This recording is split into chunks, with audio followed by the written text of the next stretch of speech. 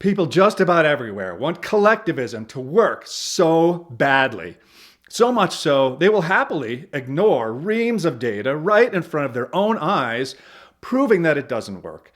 China is a collectivist country. It is a collectivist culture. It is a collectivist society. I've been to China. I've met the Chinese people. I respect their right to run their country in the way they see fit, even when their leaders choose to run it in ways we disagree with, and even when they run it in ways that we are morally obligated to non-violently oppose. None of this changes the fact that the Chinese economic model is doomed to fail, or the fact that China's leaders must accept the full consequences of that failure when it occurs. China is not a stupid country, far from it. It has allowed the ascendance of individualism in recent decades, and the result has been something close to an economic miracle. When you combine China's huge population with its intelligence and its fierce work ethic, you get the kind of meteoric rise to wealth and power that we've seen there in recent decades. But there's that word, allowed. Embedded deeply in the Chinese psychology is the idea that the individual exists to serve the collective. That is the default state of humanity in the Chinese mind. To see this clearly, it's important to distinguish between China, the country, and the Chinese people themselves. Now, take a look at Taiwan, or what used to be Hong Kong. These are mostly ethnic Chinese people running free, successful countries and running them, in many cases, better than people who have been doing it for a much longer time. No, there's nothing about being from China that precludes development of a free society. It's China itself as a nation, and specifically the Chinese leadership, that has an aversion to freedom. China is a collectivist country. It will tolerate only so much individualism. China has now reached its individualism tipping point. And as a result, its eventual demise as an economic superpower is now assured. How do I know this? It's really rather simple. Societies that prioritize individual freedom always succeed. Societies that prioritize the collective over the individual always fail. This is an indisputable fact of human existence, and it's summarized elsewhere on this channel.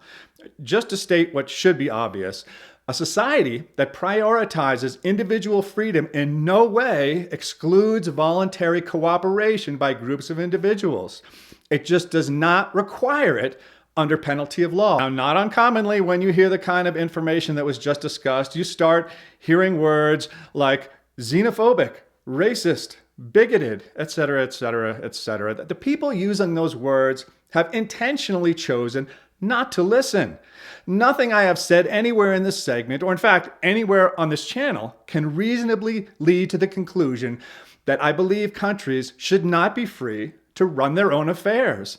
It can be construed to mean that having made those choices, the full consequences of the choices must fall on the country and on the people making them. Sorting out a so-called illegitimate government from a legitimate one and imposing our view of how another country should be run, regardless of what we may think of its morality, has proven to be a dead end, which tends to cause more damage instead of less. We need to stop doing this.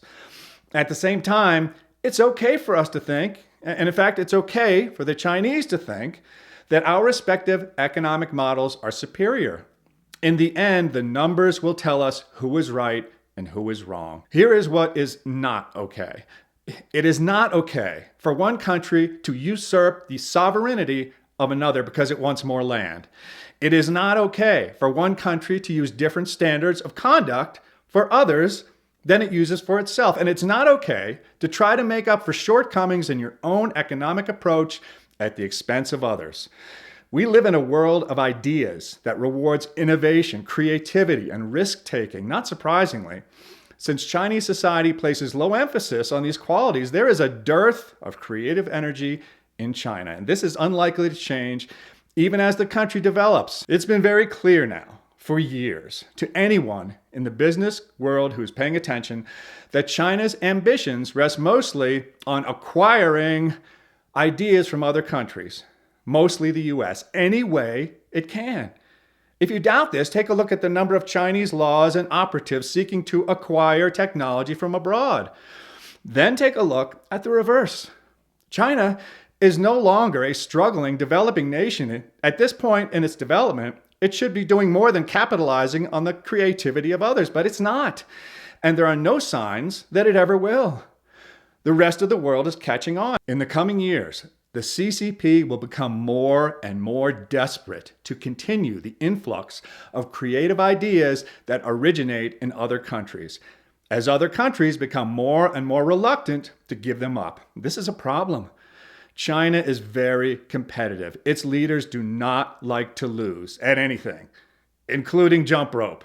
But that competitive spirit is colliding with the fact that it takes creativity and innovation to win in today's economy. Put simply, China does not have the tools to sustainably compete on a global scale in the 21st century. This shortcoming was muted when they were opening their economy and their society to foreign influences. They are now closing that down. So rather than slowing their decline, they are accelerating it. I want to repeat again, this is not to say the Chinese as a people are incapable of innovation, certainly not.